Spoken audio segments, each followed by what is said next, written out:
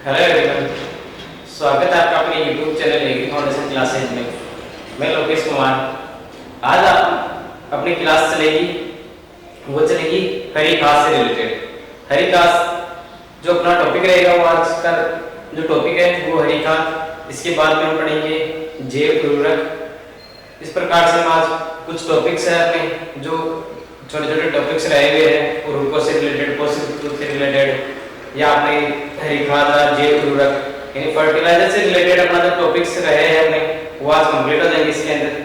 तो देखिए फ्रेंड्स, ध्यान से देखिए। आज का अपना टॉपिक है, इसमें फर्स्ट टॉप चलेगा आपके इसमें हरी खाद। फर्स्ट टॉप अपने होगा इसमें हरी खाद, फिर करेंगे हम जैव उर्वरक के बारे में पढ़ेंगे। इस तरह से करेंगे इसमें हरी खाद।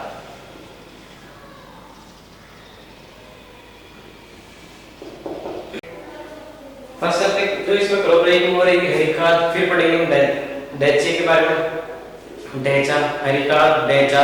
फिर अपने इसमें जो आएगी सनई है, फिर इसके बाद में लोबिया है, इसके बाद में जो अपने इसके अंदर आती है गंवार है हरी खाद के लिए। ये कुछ क्रॉप्स है, उनके बारे में आप देख लीजिए एक बार इसके अंदर।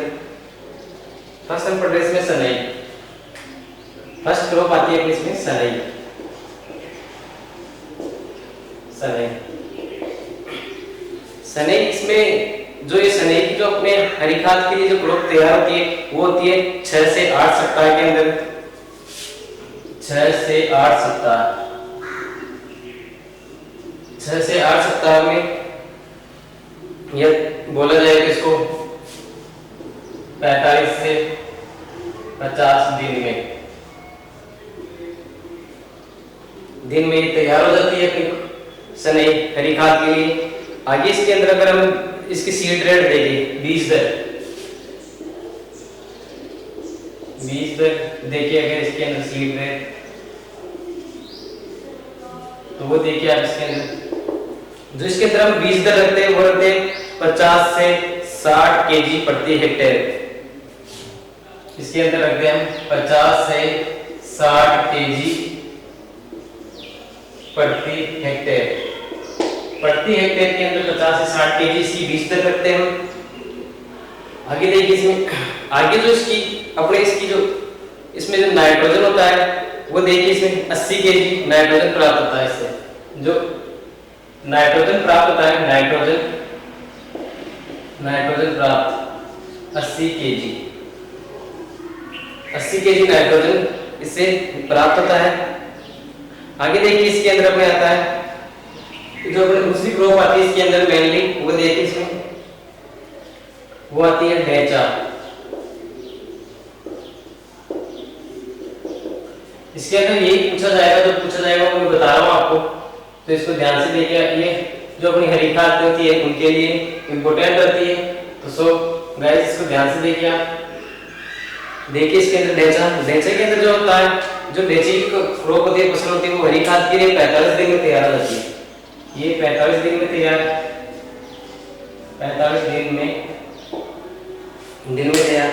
और जो इसकी अपन जो इसमें नाइट्रोजन प्राप्त होता है, नाइट्रोजन होता है, वो होता है 75 केजी। 75 केजी नाइट्रोजन इससे प्राप्त होता है। और जो इसकी सीड रेट रखते हैं, सीड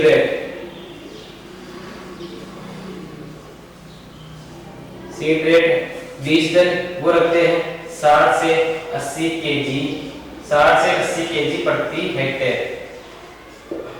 60 से 80 केजी प्रति हेक्टेयर इसकी सीड रेट रखते हैं, बीज दर रखी जाती है इसमें। आगे देखिए इसमें ये अपने दो क्रॉप होती है जो हरी खाद के लिए इंपोर्टेंट होती है, हरी खाद के लिए बेस्ट मानी जाती है। तो आप इसको नोट कर सकते हैं। इसके अंदर मेनली अपनी चीज पूछी जाती है, इसके अंदर पूछी जाती है कि सनई क्रॉप होती है वो हरी खाद के लिए कितने दिन में, कितने सप्ताह में तैयार होती है, उसका टाइमलाइन पूछा जाता है इसके अंदर। फिर चीज आती है अपने सीड रेट की, बीज दर, सीड रेट पूछ लिया जाता है। तो ये आप इसमें मेनली 2-3 बात है वो आप याद रखिए। इसमें आगे पढ़ते हैं इसमें गंवार। तीसरी क्रॉप आती है हरी खाद के लिए, वो आती है गंवार। गंवार में देखिए, गंवार में जो इसकी क्रॉप होती है वो 6 से 8 सप्ताह में तैयार 6 से 8 सप्ताह के अंदर इसकी तैयार हो जाती है। और जो इसकी सीड रेट रखते हैं वो सीड रेट रहती है 20 से 25 केजी। जो सीड रेट बीज दर रखते हैं वो रखते हैं अपन इसके अंदर 20 से 25 केजी प्रति हेक्टेयर। 20 से 25 केजी इसके अंदर सीड रेट रखते हैं।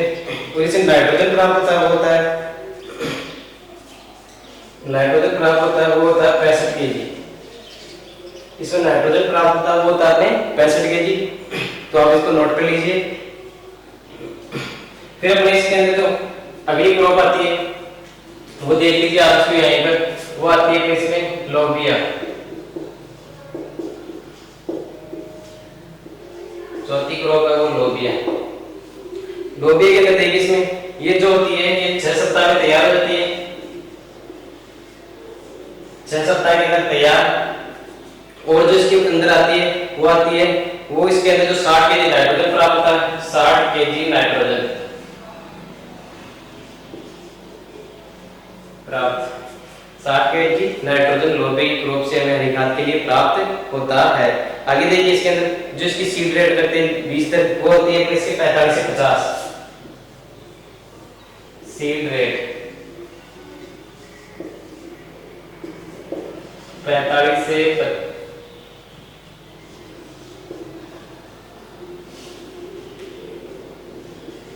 50 केजी प्रति हेक्टेयर इसके अंदर ये सीड रेट रखी जाती है। तो ये अपने 4 क्रॉप है हरी खाद के लिए। तो इसको आप वीडियो को पॉज करके प्लीज इसका स्क्रीनशॉट ले सकते हो, इसको नोट कर सकते हो जो आपके लिए सुटेबल रहे, याद होना चाहिए बस। चलो आगे चलते हैं। इसके अंदर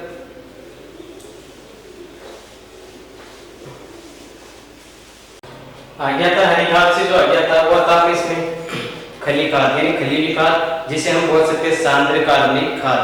सांद्र कार्बनिक खाद खलीली खाद देखिए आप इसमें खली खाद या बोले तो सांद्र कार्बनिक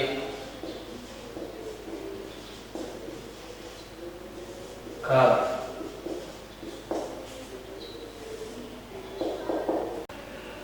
आगे पे इसकी जो खली खाद होती है सांद्र कार्बनिक खाद वो देखिए इसके अंदर सांद्र कार्बनिक खाद या खली खाद में देखिए इसके अंदर जो अपने दीमक होती है, दीमक की रोकथाम के लिए कौन सी खली उपयुक्त मानी जाती है? दीमक की खली के लिए कौन सी खली उपयुक्त मानी जाती है? वो होती है नीम की व अरंडी की खली इसके लिए उपयुक्त मानी जाती है। और इसकी जो मात्रा होती है वो होती है 1 से 2 टन प्रति हेक्टेयर। 1 से 2 टन प्रति हेक्टेयर अपने नीम व अरंडी की खली उपयुक्त रहती है दीमक के लिए।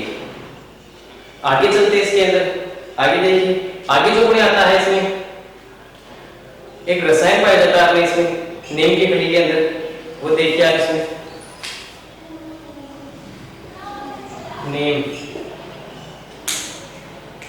नीम होता है उसकी खली में,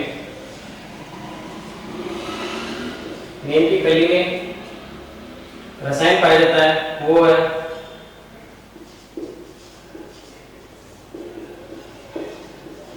अजेडी रेक्टिन निमिसिडिन।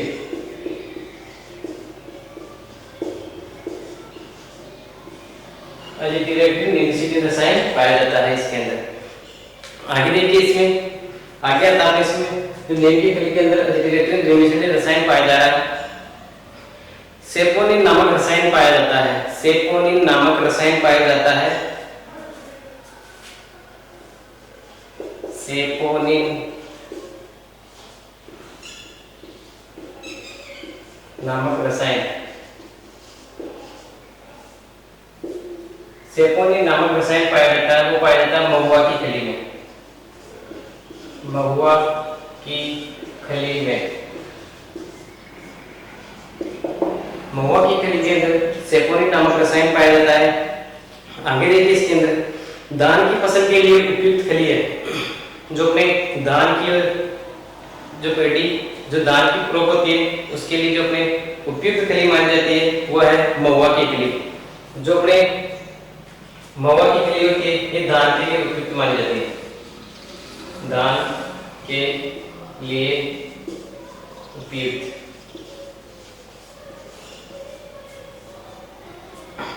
धान की क्रॉप के लिए महुआ की खली उपयुक्त मानी जाती है। आगे देखिए इसमें, आगे देख खलियों को खाद के रूप में प्रयोग करने का समय होता है, यानी खलियां होती है अपनी, खलियों का खाद के रूप में प्रयोग करने का जो समय होता है वो समय होता है बुआई से 2 माह पूर्व। यानी कि जो खलियों का प्रयोग करते हैं उसका, उन खलियों का प्रयोग करने का जो समय होता है वो होता है बुआई के 2 माह पूर्व। बुआई के 2 माह पूर्व में इनका प्रयोग करना चाहिए। इसमें देखिए आप, इसमें महुआ की खली के अंदर जो अपने धान के लिए उपयुक्त मानी जाती है, इसके अंदर देखा जाए तो इसके अंदर जो अपनी खलियां होती है उनका जो प्रयोग करने का समय होता है वो कब होता है, तो वो समय होता है अपने बुआई के 2 माह पूर्व। बुआई के 2 माह पूर्व हम खलियों का प्रयोग करते हैं। आगे चलते हैं इसके अंदर, तो आगे इसके अंदर जो अपने आता है वो आता है नीम की खली। जो नीम की खली होती है के प्रयोग से नाइट्रोजनीकरण की क्रिया बाध्य होती है। नीम की खली का प्रयोग करने से जो अपनी नाइट्रोजन की क्रिया होती है वो बाध्य होती है। आगे आता है इसमें जो अपने उर्वरक, जो अपने खाद थे, फर्स्ट ऑफ इसके अंदर जो अपने खली खाद पड़े, हरी खाद, जो इसके बारे में अब आएगा अपने जैव उर्वरक। जैव उर्वरक के बारे में देखिए आप, इसको अब पढ़ेंगे जैव उर्वरक।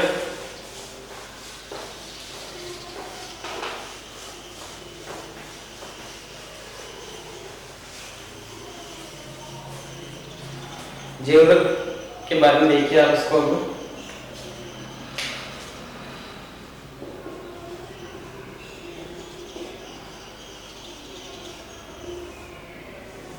जैव उर्वरक, जैव उर्वरक के बारे में जानिए आप पहले सर्वप्रथम इसको। वे सूक्ष्म जीव जो वायुमंडलीय नाइट्रोजन का स्थिरीकरण एवं अघुलनशील फास्फोरस को घुलनशील बनाकर पौधों को उपलब्ध कराते हैं। इसको एक बार फिर से सुनिए। वे सूक्ष्म जीव जो वायुमंडल में उपस्थित नाइट्रोजन का स्थिरीकरण एवं अघुलनशील फास्फोरस को घुलनशील कर जो पौधों को उपलब्ध कराते हैं उन्हें हम जैव उर्वरक कहते हैं। आगे देखिए इसके अंदर, ये तो जैव उर्वरक की डेफिनेशन हुई। आगे इसके बारे में जानते हैं जैव उर्वरकों के प्रकार। जैव उर्वरकों के प्रकार देखिए आप इसमें।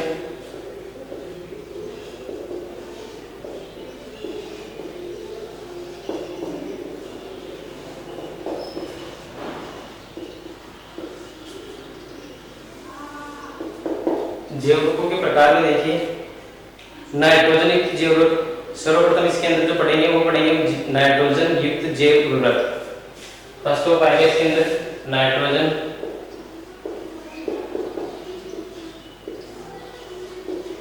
युक्त जैव उर्वरक। नाइट्रोजन युक्त जैव उर्वरक, इसके बारे में देखिए आप इसको। नाइट्रोजन युक्त जैव उर्वरक, इसमें जो वे जीवाणु जो वायुमंडलीय नाइट्रोजन का स्थिरीकरण करके पौधों को नाइट्रोजन उपलब्ध कराते हैं, वो अपने नाइट्रोजन युक्त जैव उर्वरक कहलाते हैं। आगे देखिए इसके अंदर जो अपने आता है सहजीवी। इसके अंदर जो फर्स्ट आएगा वो आएगा सहजीवी। सहजीवी के अंदर से यानी सिम्बायोटिक।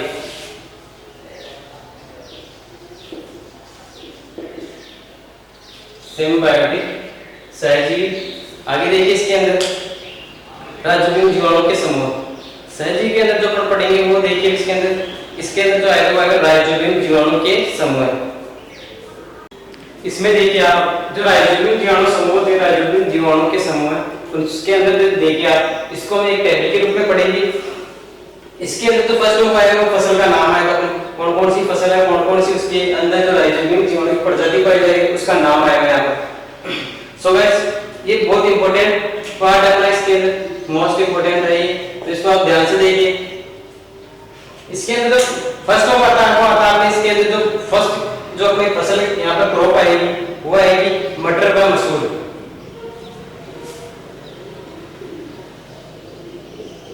मटर व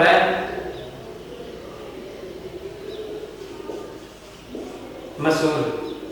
अब जो मटर मसूर के अंदर जो राइजोबियम जीवाणु की प्रजाति पाई जाती है वो प्रजाति कौन सी होती है? राइजोबियम लेग्यूमिनेसोरम।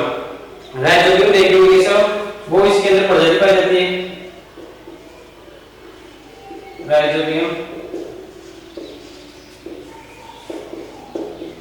लेग्यूमिनेसोरम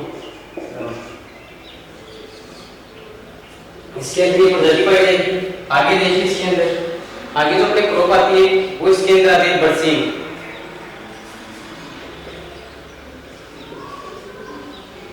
बरसीम बरसीम के अंदर जो राइजोबियम जीवाणु की प्रजाति पाई जाती है वो पाई जाती है राइजोबियम ट्राइफोलाई।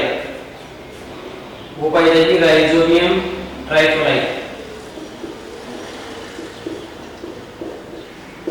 राइजोबियम ट्राइफोलाई इसके अंदर जो जीवाणु प्रजाति पाई जाएगी वो आगे देखिए। अगली जो अपनी क्रॉप आती है वो आती है सेम।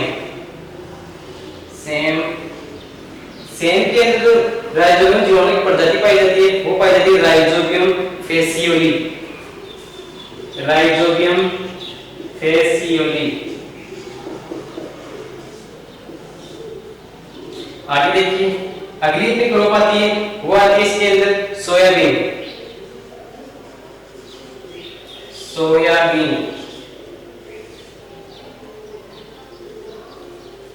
सोयाबीन में जो अपनी राइजोबियम जीवाणु की प्रजाति पाई जाती है वो पाई जाती है rhizobium japonicum. Rhizobium japonicum. Rhizobium japonicum इसके अंदर ये प्रजाति पाई जाएगी। आगे आती है रिंजका, मेथी और सेंजी। रिंजका, मेथी और सेंजी इसके अंदर एक क्रॉप पाई जाएगी। इन क्रॉप्स के अंदर जो राइजोबियम जीवाणु की प्रजाति पाई जाती है वो पाई जाती है राइजोबियम ट्राइब। जो राइजोबियम मेलिलोटाई होती है वो इसके अंदर जो इसकी प्रजाति पाई जाती है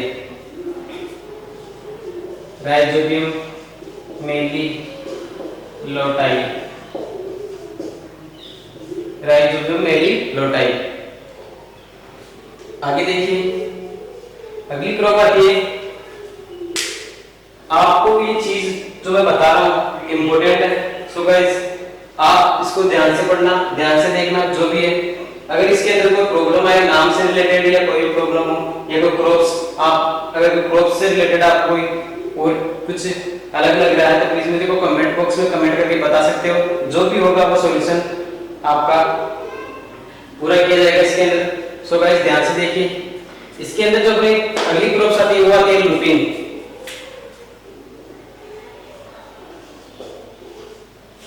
लुपिन हाँ, अगर आपने अभी तक चैनल को सब्सक्राइब नहीं किया तो प्लीज सब्सक्राइब कर दीजिए। आपका सब्सक्राइब करने से कुछ नहीं पर मेरा मोटिवेशन बनता है। मैं कुछ आपके लिए अच्छा कंटेंट अच्छा कुछ लेके आऊं जिससे अधिक से अधिक जिससे बाहर कुछ नहीं हो। तो प्लीज आप भी तो कुछ आपका भी तो कुछ बनता ही है। सो गाइस देखिए लुपिन के अंदर जो आती है अपनी राइजोबियम जीवाणु की प्रजाति वो देखिए राइजोबियम लुपिनी। राइजोबियम लुपिनी। राइजोबियम लुपिनी इसके अंदर प्रजाति पाई जाती है। आगे देखिए मूंगफली, मूंग और अपने उड़द और चना। आगे में जो क्रॉप आएगी वो देखिए आप इसके अंदर वो देखिए इसके अंदर फर्स्ट तो आती है मूंगफली। मूंगफली मूंग और इसके अंदर आती है उड़द चना।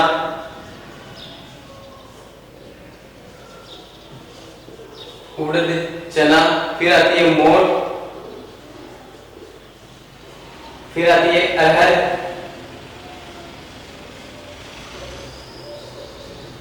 अरहर के बाद में आती है गंवार ढेंचा, गंवार फिर आती है ढेंचा और फिर आता है इसके अंदर सनई। सने की बात करती है इसके अंदर खेजड़ी व शीशम, खेजड़ी व शीशम। इनके अंदर जो इन सब क्रॉप्स जो अपने ये जो मैं बता रहा हूँ, इन सब के अंदर जो अपने जो राइजोबियम जीवाणु की प्रजाति पाई जाती है वो पाई जाती है इन सभी के अंदर।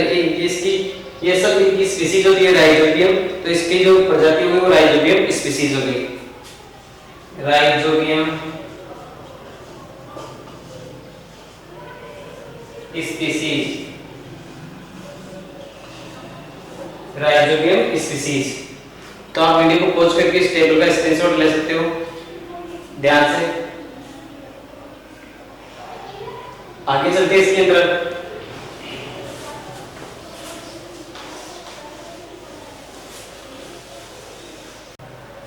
आगे देखिए अपने इसके अंदर जो आता है वो देखिए जो पर राइजोबियम जीवाणु प्रजाति है पड़े इनसे रिलेटेड। अब इसमें जो अपना राइजोबियम जो प्रजाति होती है उनसे रिलेटेड अपने इसमें कुछ पॉइंट है, तो आप ध्यान से सुनिए, इसको ध्यान से देखिए। यहाँ से क्वेश्चंस जो क्वेश्चंस बनते हैं वन लाइन्स के अंदर, उन क्वेश्चंस की तरह में कुछ आपको इस तरह से यहाँ पर पुटअप करा रहा हूँ, तो ध्यान से देखिए। आप इसमें मैं जो भी बोलता हूँ लिख भी रहा हूँ यहाँ पर, तो देखिए आप ध्यान से। राइजोबियम समूह के जो राइजोबियम समूह के जीवाणु फसल उत्पादन में वृद्धि करते हैं, जो राइजोबियम समूह के जीवाणु जो फसल उत्पादन की वृद्धि करते हैं वो कितने % तक करते हैं, तो वो देखिए इसके अंदर वो करते हैं 20 से 30% तक, 20 से 30% तक ये वृद्धि करते हैं। आगे देखिए इसके राइजोबियम समूह के जीवाणु पाए जाते हैं, यानी कि राइजोबियम समूह के जीवाणु होते हैं वो कहाँ पाए जाते हैं, वो देखिए। जो अपने जड़ों की जो ग्रंथियां होती है, जड़ों की जो ग्रंथियां होती है उसके अंदर राइजोबियम जीवाणु के समूह पाए जाते हैं। आगे देखिए इसके अंदर इन जो इन ग्रंथियां होती है उन ग्रंथियों का रंग होता है, कलर होता है, वो कैसा होता है, वो होता है इसके अंदर हल्का गुलाबी, हल्का गुलाबी की ग्रंथियों का रंग होता है। आगे देखिए इसके अंदर ग्रंथियों का हल्का रंग किस कारण होता है, ग्रंथियों का जो हल्का गुलाबी रंग होता है वो किस कारण होता है, वो होता है लेग हीमोग्लोबिन के कारण, लेग हीमोग्लोबिन के कारण इन ग्रंथियों का गुलाबी रंग होता है। Leg haemoglobin, leg haemoglobin, leg haemoglobin के कारण हल्का रंग होता है। आगे देखिए राइजोबियम समूह जीवाणु, राइजोबियम समूह जीवाणु की वृद्धि के लिए उचित तापमान, इनकी वृद्धि के लिए उचित तापमान कितना होना चाहिए, वो होना चाहिए 20 से 30 डिग्री सेंटीग्रेड, 20 से 30 डिग्री सेंटीग्रेड इनका तापमान होना चाहिए। आगे देखिए इसके अंदर जो इनका पीएच होता है वो देखिए, पीएच राइजोबियम तापमान इनका जो पीएच वो होता है वो 6 से 7.5, 6 से 7.5 पीएच मान पर ये होता है इसके अंदर। आगे देखते हैं इसके अंदर आगे आता है यदि मृदा पीएच 5 से कम होने पर, यदि मृदा का पीएच 5 से कम होने पर ग्रंथियां बनना बंद हो जाती है। अगर इन का पीएच मान 5 से कम हो तो ग्रंथियां बनना बंद हो जाती है, रुक जाती है।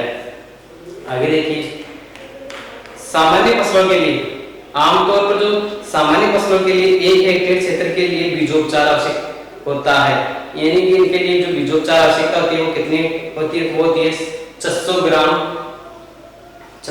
प्रति 3 पैकेट के लिए, 3 पैकेट के लिए 600 ग्राम की इसमें आवश्यकता होती है। आगे देखिए इसके अंदर कल्चरल में एक जो इनके जो कल्चरल होता है, इनका जो कल्चरल होता है उनका 1 पैकेट का जो वजन होता है वो होता है 200 ग्राम या 250 ग्राम, 200 ग्राम से लेकर 250 ग्राम तक होता है। आगे देखिए इसके अंदर मोस्ट इंपोर्टेंट बात है वो देखिए आप भूमि उपचार हेतु कल्चर काम में लेते हैं, यानी कि भूमि के उपचार के लिए हम भूमि के उपचार के लिए ट्रीटमेंट के लिए जो कल्चर काम में लेते हैं वो देखिए 2 केजी प्रति हेक्टेयर पीएसबी, 2 केजी प्रति हेक्टेयर, 2 केजी प्रति हेक्टेयर पीएसबी, पीएसबी तथा 2 केजी राइजोबियम कल्चर। वह 2 केजी राइजोबियम कल्चर।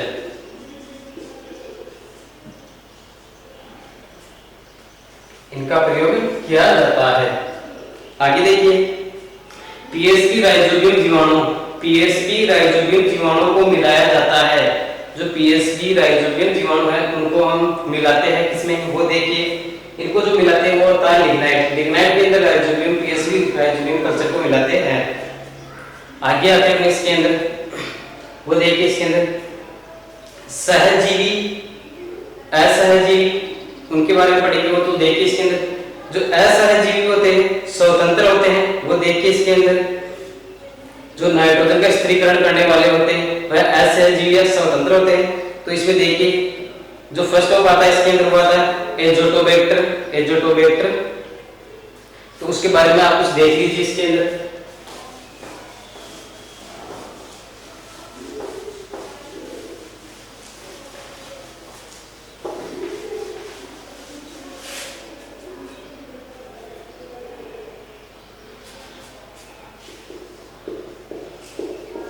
असहजीवी, असहजीवी या स्वतंत्र।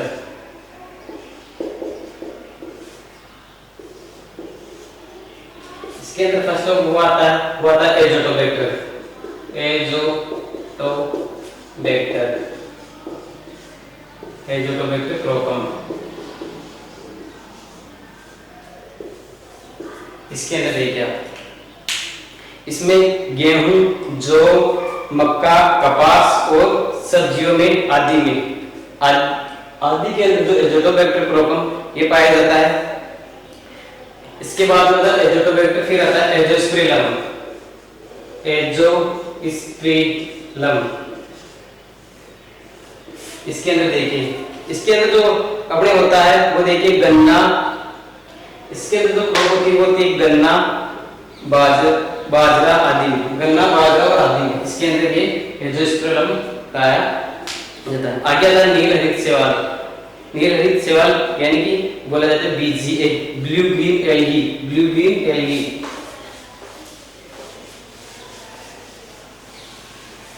नीलहरित शैवाल,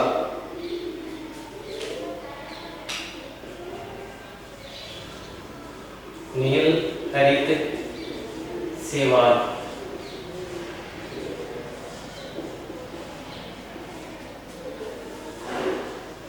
BGA, जिसे बोला जाता है blue green algae, blue green algae,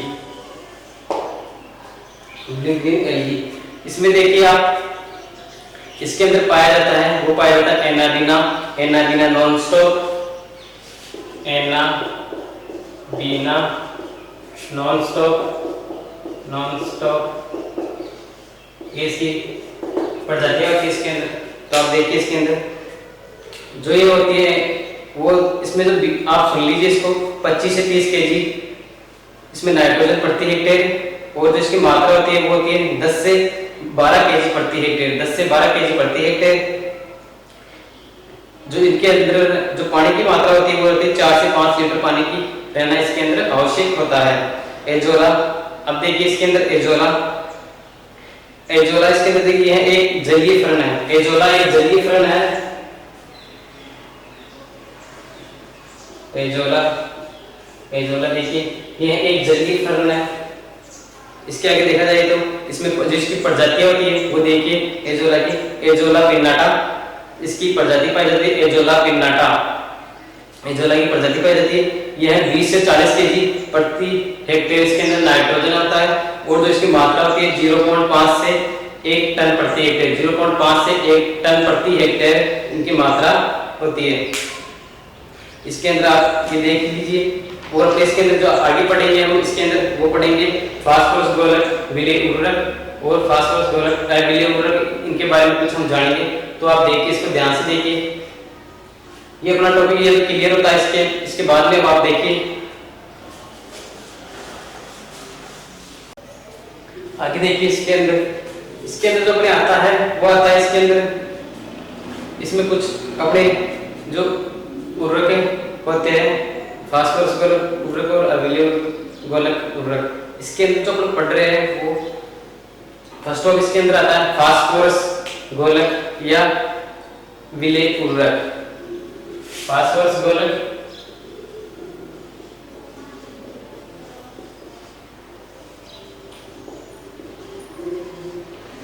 या विलेय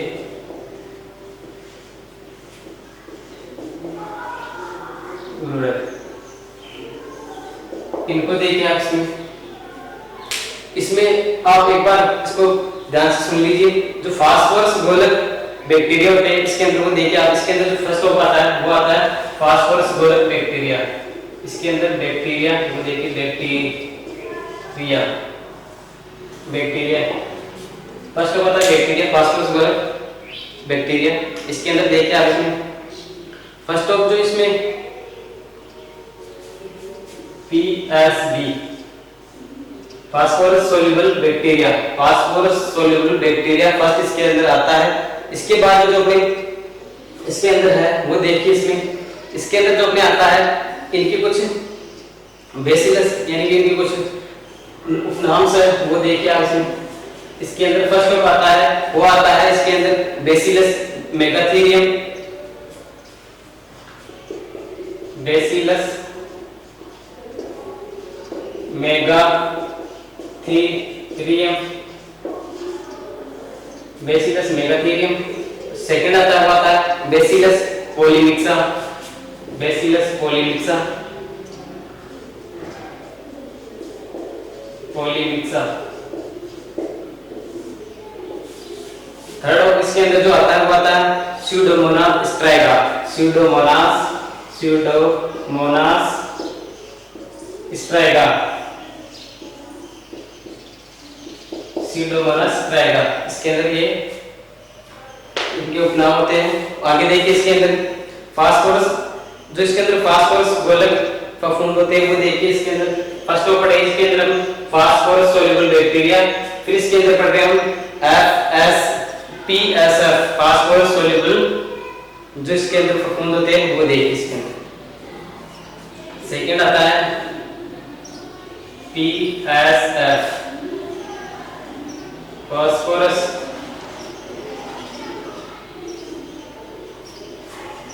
गोलक, फास्फोरस गोलक फफूंद। इसके अंदर देखिए आप ये जो PSF है इसके अंदर देखिए आप इसके अंदर जो इसके अंदर फर्स्ट ऑफ आता है वो आता है एस्परजिलस अवनवी, फर्स्ट आता है एस्परजिलस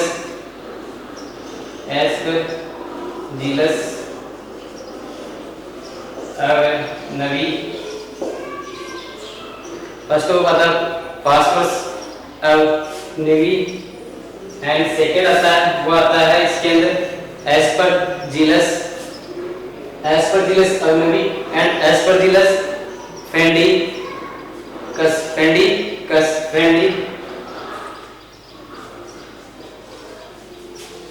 एस्परजिलस फेंडिकस ये आता है इसके अंदर। तो देखिए आप इसको आगे में आता है वो आता है फास्फोरस गोलक एक्टिमाइसिटीज वो देखिए इसके अंदर स्ट्रोमाइड जो अपने होते हैं इसके अंदर जो बैक्टीरिया होते हैं इसके अंदर जो फास्फोरस गोलक होते हैं, सेकंड को तो फास्फोरस गोलक फफूंद होते हैं। इसके अंदर दो आते हैं, फर्स्ट ऑफ आ गया बैक्टीरिया, सेकंड आ गया फफूंद। इनकी ये जो कुछ उपजातियां हैं वो इनके नाम देख लिया आप इसके अंदर। इससे आगे जो अपने तीसरा आता है वो देखिए इसके अंदर तीसरा आता है फास्फोरस गोलक एक्टिमाइसिटीज।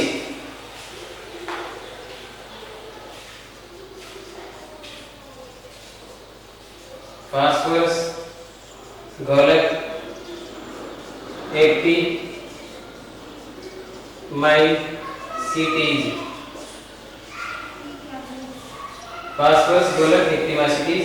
इसके अंदर देखिए आप इसके अंदर जो आता है वो देखिए इसमें आता है माइसिटीज, स्ट्रेप्टोमाइसिटीज,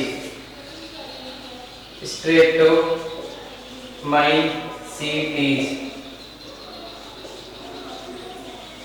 इनके अंदर इनके नाम पूछ लिए जाते हैं, इनकी जो इनके उपनाम चाटिया जो भी है इसके अंदर इनका नाम पूछ लिया जाता है कि बेसिलस मेगाथीरियम है तो पूछ लिया जाता है। फास्फोरस बल्ब बिलीवर या है ये फास्फोरस बल्ब फफूंद है या फिर ये फास्फोरस बल्ब एक्टिनोमाइसिटीज है। आपको ये ऑप्शन इन्हीं से पूछ लिया जाएगा, इनमें से एक नाम पूछ लिया जाएगा, इनके उपनाम चाटिया जो भी है वो पूछ लिया जाएगा। फिर आपको इनका पूछ लिया जाएगा ये किसकी प्रजाति है, किसका उपनाम है वो पूछ लिया जाता है इसमें। तो आपको ध्यान में रखना है, आपको ये नाम जो मैंने बताया है 3 नाम तो इसके अंदर है और 2 इसके अंदर और 1 इसके अंदर, स्ट्रेप्टोमाइसिटीज। आगे देखिए माइकोराइजा, जो 4th आता है इसके अंदर वो आता है माइकोराइजा।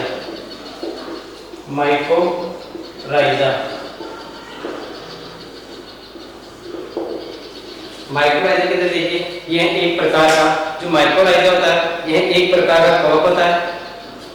माइकोराइजा होता है वो एक प्रकार का कवक होता है जो उच्च पादपों में पौधों को फास्फोरस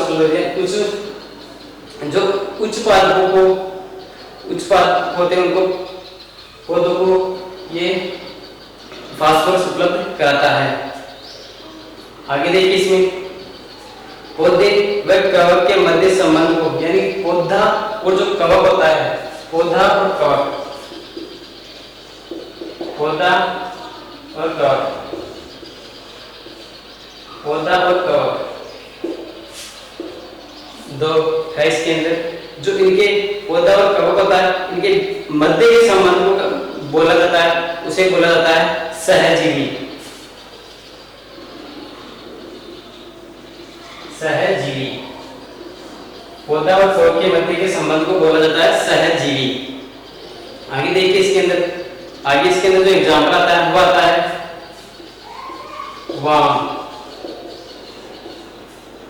वाम, जिसे बोलते हैं हम vesicular arbuscular mycorrhiza, vesicular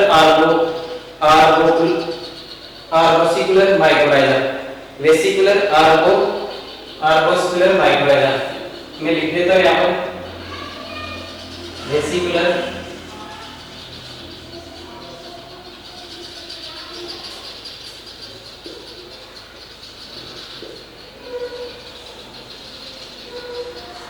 arbuscular mycorrhiza.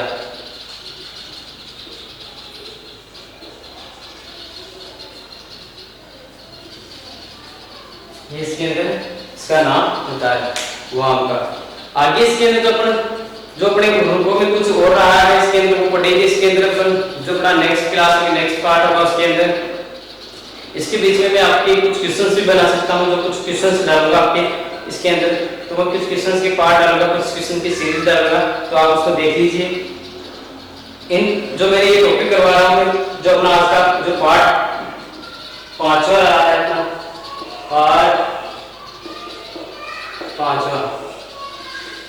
5th के अंदर जो मैंने यहाँ तक करवाया, यहाँ तक अगर कोई मोस्ट इंपोर्टेंट क्वेश्चंस है जो मैंने करवाया है, इनके अलावा इनसे रिलेटेड इनसे मिलते जुलते जो भी क्वेश्चंस है इंपॉर्टेंट है, जो आते हैं हमेशा आते रहते हैं, जहाँ से उठक होते हैं क्वेश्चंस, वहां से उन लेवल से लेकर उन टॉपिक से रिलेटेड उन जो भी शब्द से लेकर जो भी अपने ऑप्शंस के हिसाब से जो क्वेश्चंस बनते हैं वो क्वेश्चंस में लेके आऊंगा आपके लिए। मोस्ट इंपोर्टेंट क्वेश्चंस रहेंगे आपके लिए जेड आईसी जो आईसीआर एग्रीकल्चर सुपरवाइजर उनके लिए।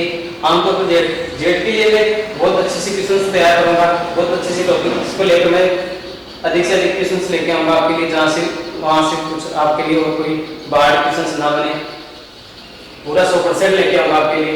सो गाइस आप ध्यान से पढ़ना प्लीज। अगर अभी तक आपने मेरे चैनल को सब्सक्राइब नहीं किया तो प्लीज सब्सक्राइब कर दीजिए और वीडियो को लाइक करें और अपने फ्रेंड्स को अपने मित्रों को शेयर कीजिए। और अभी तक अगर आपने बेल आइकन को प्रेस नहीं किया तो please press of bell icon अपने नए टेक वीडियोस के लिए, तो आपका नोटिफिकेशन मिल जाएगा। सो गाइस आज की अपनी क्लास समाप्त होती है। थैंक यू, धन्यवाद, बाय।